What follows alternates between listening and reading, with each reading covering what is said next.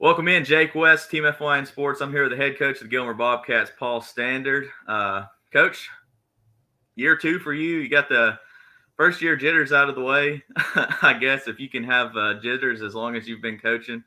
Um, what's it been like, kind of getting into this transition now that you're fully here? You're in Gilmer County. You're in LJ full time now. You've had a full summer of practice and everything. Um, First off, I guess, are you liking it around here? Well, let me say, number one, my wife and I, um, and all of my family, though they're all grown and have left the home, they love they love it. My wife and I love being in LJ. The community has been so supportive. Obviously, our administration, school administration, has been great and supportive, but our community at large, our booster club, is out of sight. I mean, they have just been great. And so we're excited. We finally moved in to a home. My wife stayed my first year. I was renting because we have a daughter who was a senior at St. Pius, and she stayed. And so my wife, I commuted back and forth to Buford where we were living. So that it's been a lot better since she's been able to move up and we found a home. And so everything's great. Yes. And it is a lot easier year two in a lot of ways. Our kids have a better idea of the expectations that we have. And I've learned a lot about our community and so that's been good. So it's been really a lot of fun this summer for us as a staff. I hope for the kids it's been fun. Of course, football practice is usually not a lot of fun, but it has been good. And we got a really great group that I look forward to speaking about today. Uh, well, before we get into the players, let's talk about your staff. I know there was a lot of changes last year with it being your first year. Anything new this year? Yes, we when I came a year ago, the administration was very, they were very helpful and allowed me to hire several coaches. We had three coaches that stayed on staff that are tremendous men, and I'm so thankful that they did. Those three individuals are Jeff Thurman, who is a native of LJ and played here, which I think is always neat. When I was at St. Pius, I had several guys on my staff that were alumni, including myself. And so Jeff is an alumni and also our head baseball coach. So Jeff Thurman, Heath Hinton, who I actually knew from DeKalb County, he had been the head coach at Lakeside and teaches science, and he stayed. And Pat Daly, who's from Copper Basin, as his home, but had been here and he stayed and had been the head coach up at Copper Basin, which I'm, again, grateful that he stayed. Then we hired, and they are still with us, Eddie Marietta, who coaches our secondary and he's our special teams coordinator. He and his wife, who's a teacher, and she teaches math, Sarah, came from Douglasville. He was at Alexander. Jeff Thurman coaches our receivers. Heath Hinton coaches our outside linebackers, and he's in charge of all of our technology because I don't know very much about technology, which is a good thing that we have him. Pat Daly coaches our defensive line and teaches English. So we also hired from Commerce.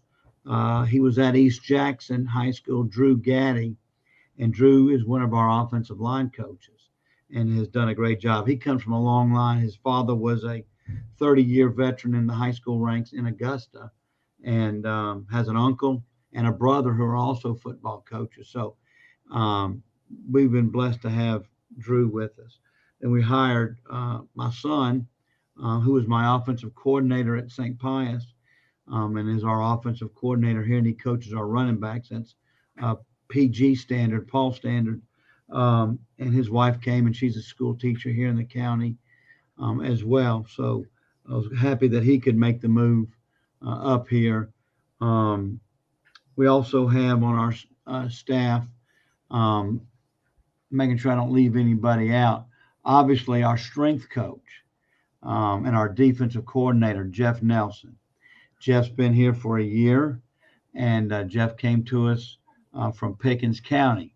And I'm very grateful to Pickens County for making Jeff available. Of course, I say that tongue in cheek, but Jeff Nelson has done wonders in our weight room.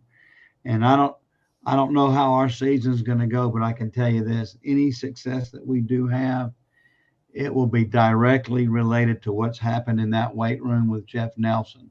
And he's created a culture that's been positive, great for our kids, and our guys have really bought into it. So Jeff coaches our D line. Then we were able to hire this year David Wright. David came to us most recently from Archer High School in Gwinnett County. David is the husband of our brand new women's basketball coach, his wife, Danny Wright. So they came together, and Danny, his wife, is our head girls basketball coach, and David's going to coach our inside linebackers and also coach girls basketball, and he teaches computer science. So he's been a huge addition to our staff. And last but certainly not least, I've got a retired coach who's 49%, and he is the guy that can really do it all for us, and that's Ashley Dewitt. Ashley came to us from Cass High School, but he'd spent 15 years at Carrollton during their years of all the success that they had had. He'd also coached on the state championship team at Macon County early in his career, and Ashley coaches our offensive line, and he works in the weight room as well. So very blessed with the staff that we have here at Gilmer. And I want to put a quick plug in for our middle school staff. I won't go through each one, but those guys have been tremendous. Our head coach, Willie Dodaro, was here, and he actually, Jake, was the first guy that I interviewed. Before I interviewed any high school coach, Willie and I sat down and talked, and I knew right away that he was a guy that I wanted to stay. And again, any success that we will have moving forward is directly related to Willie and his staff, because, they've really done a fantastic job with our middle school, and we got a great weight program in our middle school. So the administration understands that's a key. And so I can't say enough about our staff. That's actually a good segue. That's the next question I was going to ask you is, your JV and your middle school programs, are the numbers coming up and things looking bright for the future of the Bobcats? Well, I certainly think so. When myself and our staff came at the end of the season, there was about 28 or 29 players on the roster. My first team meeting I had at the end of January when I got hired in January of 21. There was about 25 guys showed up to the meeting. I drove back to Buford that evening, and I told my wife, I said, I don't know if we've made the right move. I'm saying that jokingly. I knew in my heart that we would make improvements and strides. Now, how fast, I didn't know that, but that was a little concerning. But I will say that, again, our administration helped. Our coaches, got in the hallways, and we got some guys obviously to come out. So we ended last year with about 48 or 49 players on the high school team. That includes ninth grade. And this year we're currently at 68 players, 9 through 12. Wow. So we certainly have made some strides. And again, 2 classes under Coach Dodaro at the middle school has made that all possible. And our middle school numbers are really good. We're at 59 together on the 7th and 8th grade team, but that's good. That's a good number. I'd like to, anybody would like to have more, but there's also a number that you can get too many. We're not near that point yet, but I'm talking about middle school. But those kids, get coached well. I've got 7 coaches down there. So that's a good number. So yes, the numbers have increased, and again, direct correlation to what's going on down in the middle school. Well, let's get into those guys and that are actually putting toe to rubber and slinging the ball around. Who's returning this year that you're excited about? I know you got a good group of seniors. Just let's talk about them. You're exactly right. Our senior class, we have 14 seniors.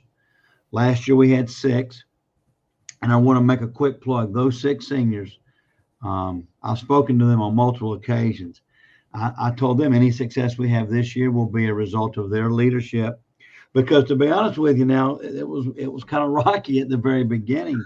We had a lot of kids that had played that didn't want to play, and these 6 seniors had they hung in there, and they came out when there wasn't a whole lot of interest in playing football at Gilmer High, and so I'm very proud of them and appreciative of their leadership.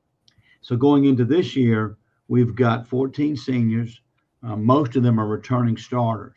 And I'll go ahead and say the nucleus of our leadership falls within our offensive and defensive backfield, if you will, and our fullback defensive end. Our fullback defensive end is Brock Titus, senior returning starter for us.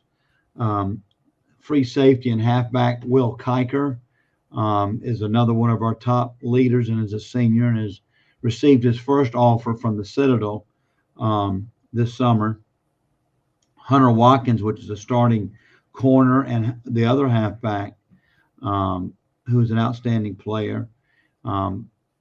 Bryson Daniels, who's a returning receiver. Even though we don't throw the ball very much, those guys are very unselfish. And he's one of our top. He is probably our top receiver, followed behind another senior, Isaac Freeman. These guys have done a great job leading our team.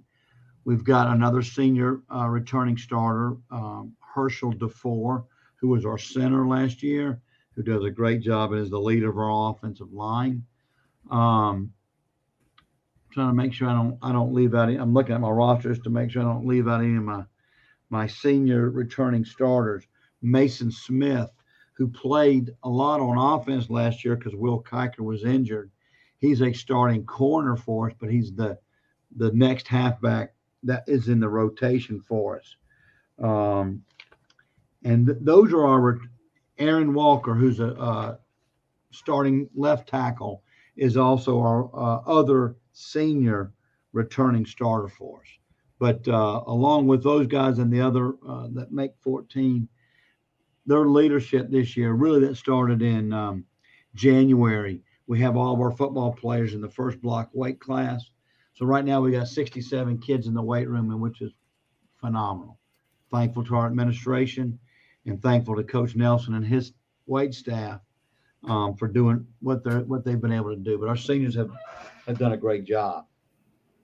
So you talked about the seniors that are returning. How many starters do you have returning as a whole?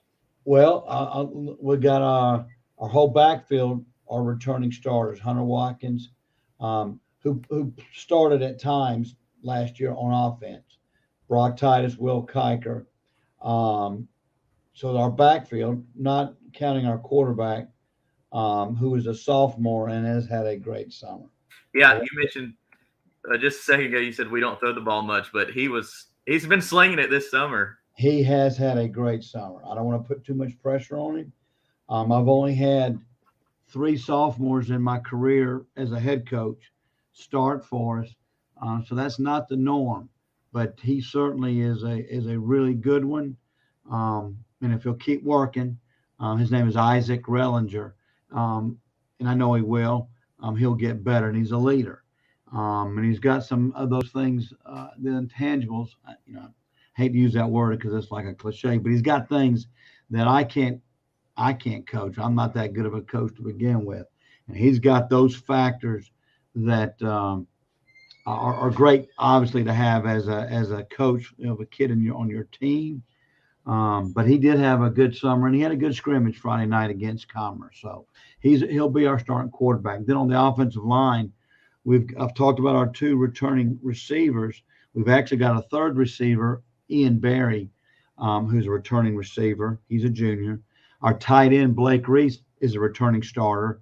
He started as a sophomore for us. At right tackle, we'll have a junior, Bryson Gibbs, Shubin Gibbs. Bryson Shubin Gibbs will be our right tackle. He played some for us last year near the end of the season.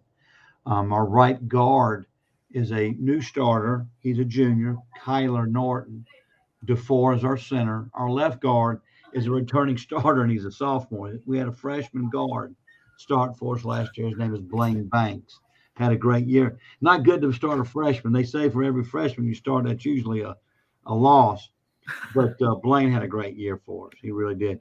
Left tackle, again, was Aaron Walker. So really, the only starters we lost, true starters that we lost on our offense last year, was our quarterback, Seth Darling, who was a big, strong young man who could really throw the ball well and run well. He's going off to play baseball, and I'm excited for him.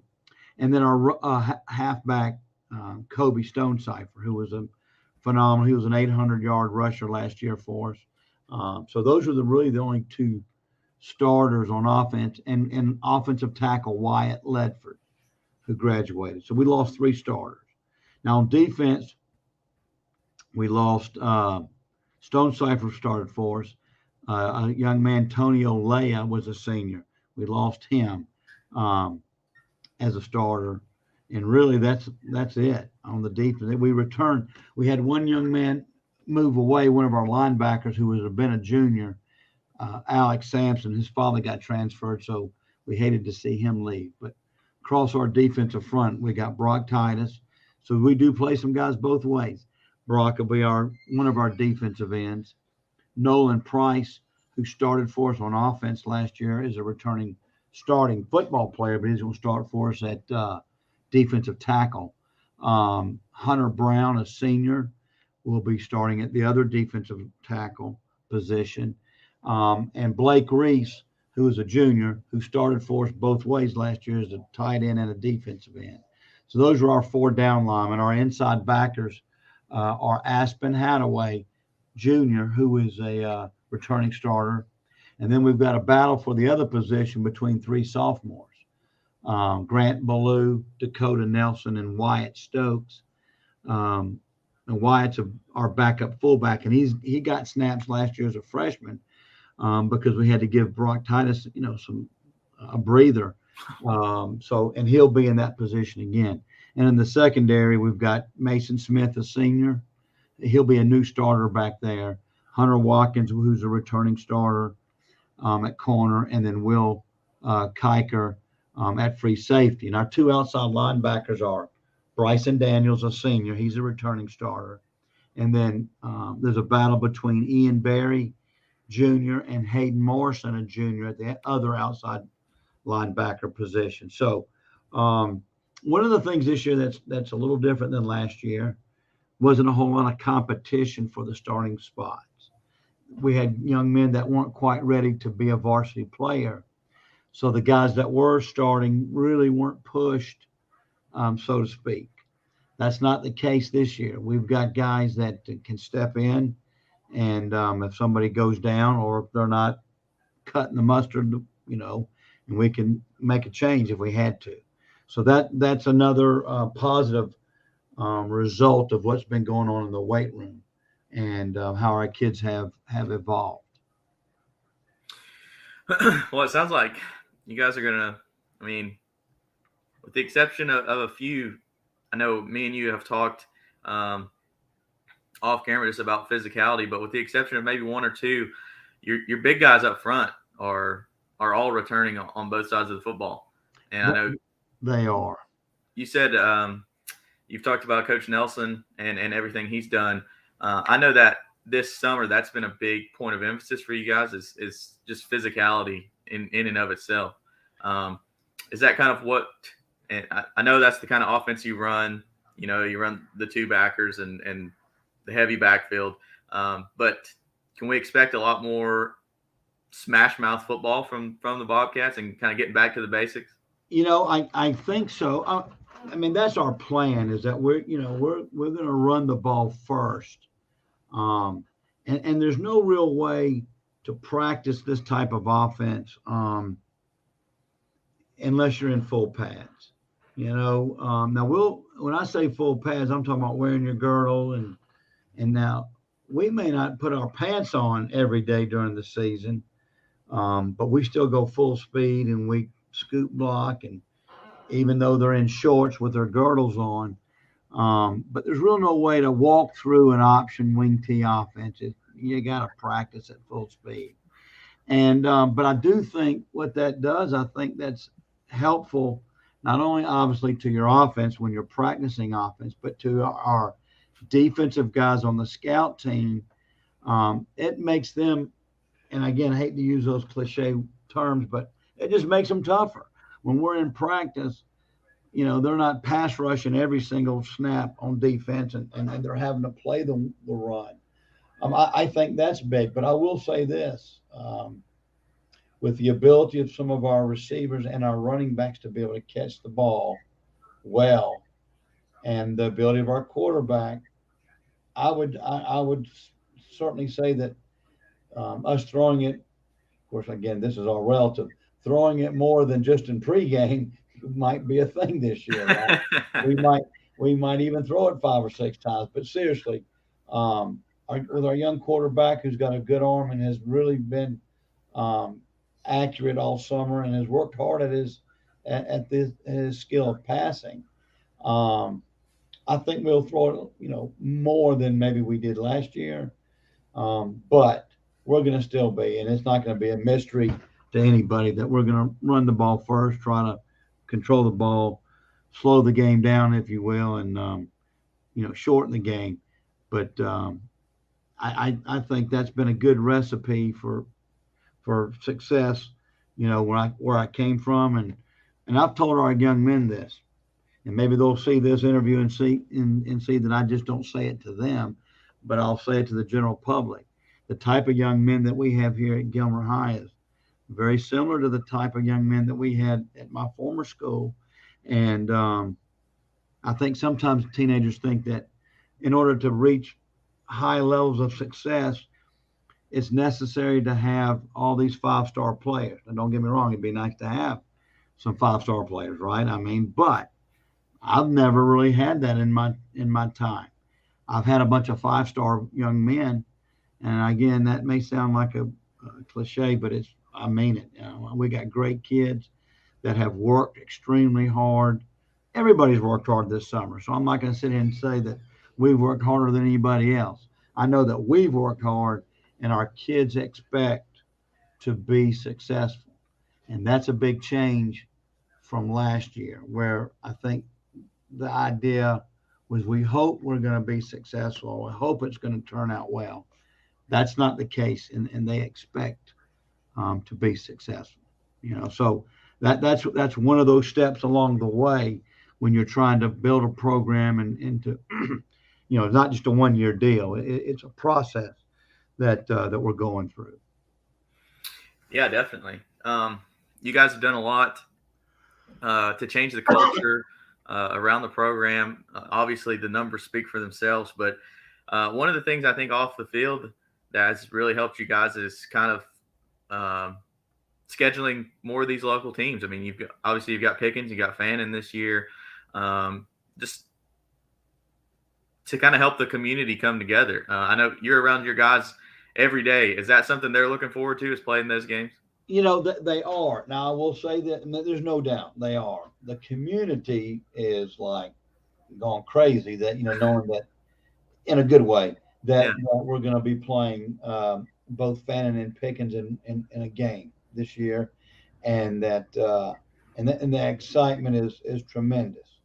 And I know that those games are highly competitive, and they are big rival games. I've tried to explain to our kids that I too was part of a long-standing rivalry from where I'd come from as a player and as a coach when we would play Marist.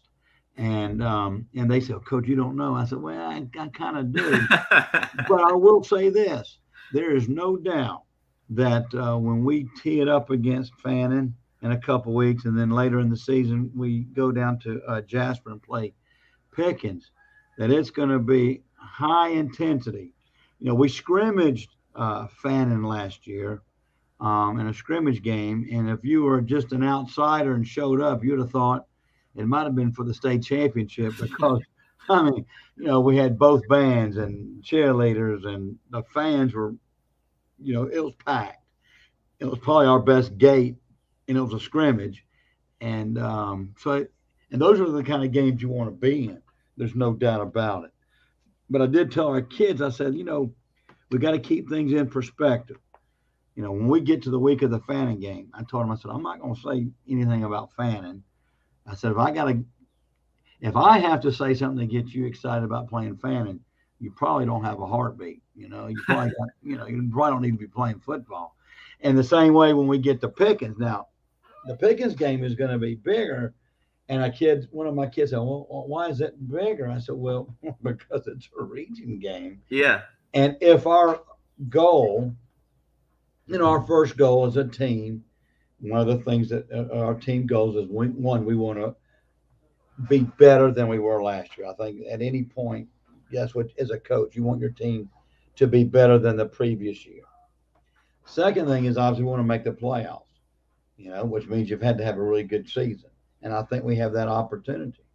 I think any team that goes into the season and winning a region championship, now whether we do or not, but if you don't have that as one of your goals, you probably got bigger problems.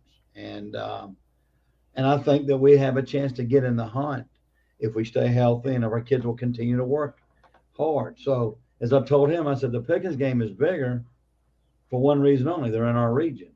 If it had been the other way around, if Fannin was in our region, then that'd be the bigger game when you get right down to it. But I know they're both big games, and like I said, I'm not going to have to say a whole lot to get them. What I hope is that I used to tell our kids at Pius this: we don't need to be wore out on Wednesday, the week of marriage. I want you ready to play on Friday. Yeah. And I tell them, I said, we can't score any points Monday through Thursday. We got to wait till Friday before we score points. So, but it is exciting, and I know for our community and the Fannin and the Pickens community, it's going to be really neat. It will be neat. Well, Coach, I appreciate you sitting down with us. I just want to give you a minute to say whatever you want to your boosters, to your coaches, to your players. Just anything you want to say. I mean, clock's ticking. We're almost there. You're exactly right, and we're excited. You can kind of feel it in the air. The first thing I'd like to say is to our entire community, our school community, our Board of Education, and to our booster club. Thank you so much it has been a tremendous year and a half for me personally, but for our football program and our kids, you've done everything possible to help us be successful. And for that, I'm grateful for our young men. I'm thankful to all the other parts of a Friday night. Our band and our cheer programs have just been great to work with. It's what high school, again, it may sound corny, but it's what it's supposed to be about, in my opinion. And I think that's been great. I want to thank our student body for their support, because that's neat. And that's, again, what high school should be about. I'm so thankful for our parents, because as I told our parents, each time we have our parent meeting, I say, your son's got to be committed. But unfortunately, for all the ones that don't drive, the mom and dad have got to be committed too. And so we ask them there to get at school at 6:50 every summer morning, Monday through Thursday. That's kind of hard on a parent, but we had tremendous attendance. So I'm thankful to our parents and for their support. And then last, but certainly not least, to my staff. Those guys and their families have sacrificed so much and will continue for the rest of the season for everything that they've done for our young men. We got good men leading our players. And then to our boys, to our players, those guys have, I think that we have turned the corner and they understand that we're in this thing together.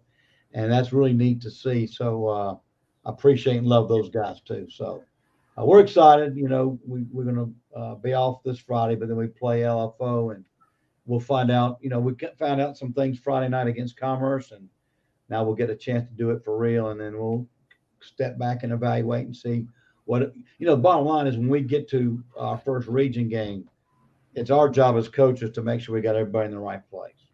If they're not in the right place, that's on me. You know, so that's our goal.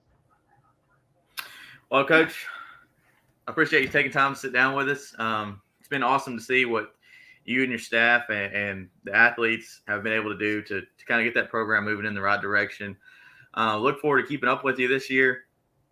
And we look forward to seeing you guys, seeing that purple in the playoffs this year.